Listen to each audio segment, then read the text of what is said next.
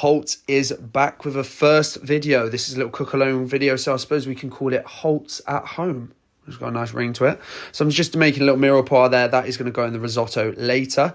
This is going to be a roasted sweet corn and roasted red pepper risotto, which would be really lovely any time of year, but it is a really nice winter warmer. We're going to put that in the oven for about 10-15 minutes just to soften up the sweet corn.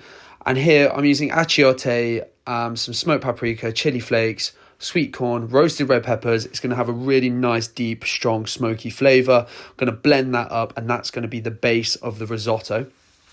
Because it is such a rich, strong dish, we want something to give it a bit of lightness, a bit of sweetness. So here we have some cherry tomatoes that I've sliced in half, balsamic glaze, olive oil, bit of seasoning, and we'll chuck those in the oven later. The Leek top pesto, super simple, cashew nuts, put them in the oven, get a bit of colour on them.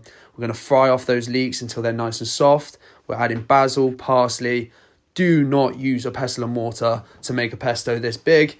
It makes a right old mess. But because I wanted to look like a chef, I used a pestle and mortar, but I just wish I'd used my blender.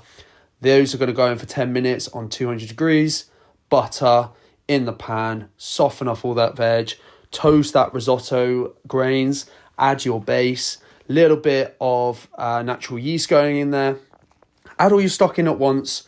Just give it a turn, keep your eye on it, don't let it stick to the bottom, but you don't have to keep on spooning it in.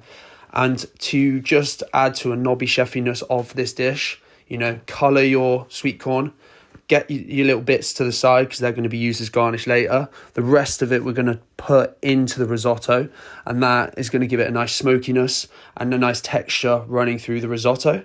Leek top pesto on top of that lovely risotto, and then we're going to have our burnt bits of corn, couple of tomatoes dotted around, and there you go, a lovely winter warmer of a dish.